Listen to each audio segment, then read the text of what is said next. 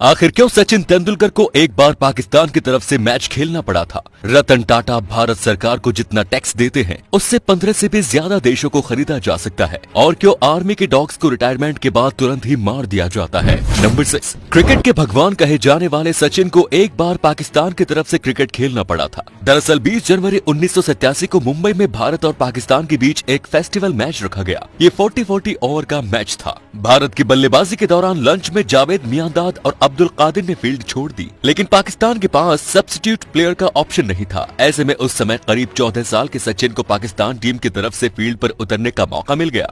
सचिन तेंदुलकर ने अपनी autobiography playing it my वे में इस बात का जिक्र किया। सचिन ने लिखा कि मुझे नहीं पता था कि इमरान खान को याद होगा या नहीं कि मैंने एक बार पाकिस्तानी टीम के लिए फील्डिंग की है। नंबर 5, क्या आपको पता है भारत का रत्न कहे जाने वाले रतन टाटा भारत सरकार को कितना टैक्स देते हैं? टाटा 150 साल से भी ज्यादा पुरानी कंपनी है और लोग इस पर भरोसा भी करते हैं। टाटा ग्रुप इस समय 100 से भी ज्यादा कंपनियां ऑन करती है। टाटा नमक से लेकर कार्स तक सभी बिजनेस में मौजूद हैं, जिस वजह से टाटा काफी ज्यादा इनकम जनरेट करती है। आपको जानकर हैरानी होगी कि जितना टैक्स भारत के 4 राज्य हिमाचल प्रदेश, उड़ीसा, गोवा, असम मिलकर टैक्स देते हैं, रतन टाटा उतना टैक्स अकेले ही देते हैं। रतन टाटा हर साल भारत सरकार को 50,000 करोड़ रुपए का टैक्स देते हैं और ये भारत की जीडीपी का 4% हिस्सा है। इतना ही नहीं, सबसे ज्यादा दान करने वाले इंसान भी रतन टाटा ही है। नंबर 4, इंडियन आर्मी के कुत्तों को सिर्फ तभी तक जिंदा रखा जाता है जब तक ये आर्मी का काम कर रहे होते हैं।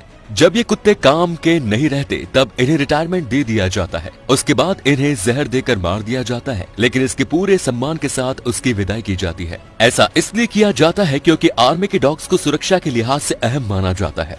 उन्हें आर्मी के बेस लोकेशंस और कैंप की पूरी जानकारी होती है, साथ ही वे अन्य गुप्त जानकारियां भी रखते हैं। ऐसे में यदि ये कुत्ता किसी गलत हाथ में लग जाए तो ये सुरक्षा के लिए बड़ा खतरा साबित हो सकता है। और यदि इन कुत्तों को एनिमल वेलफेयर सोसाइटी या किन्हीं निजी हाथों में दिया जाता है तो वे उस कुत्ते को वैसी सुविधाएं नहीं दे सकते जो उन्हें आर्मी में मिलती है। आर्मी में कुत्तों को विशेष सुविधाएं दी जाती है। नंबर 3, दिल्ली के एक सैलून को एक महिला के बाल गलत तरीके से काटने की 2 करोड़ कीमत चुकानी पड़ गई। महिला का नाम आशना रॉय है और वो बालों के ही प्रोडक्ट के लिए मॉडलिंग करती थी। इस वजह से उनके लंबे बाल उनके करियर की पहचान थे। उन्हें बड़े बालों की देखभाल करने वाले ब्रांडों के लिए मॉडलिंग के कई ऑफर्स मिलते थे। एक दिन वो दिल्ली के एक 5 स्टार होटल आईटीसी में बाल काटने के लिए गई।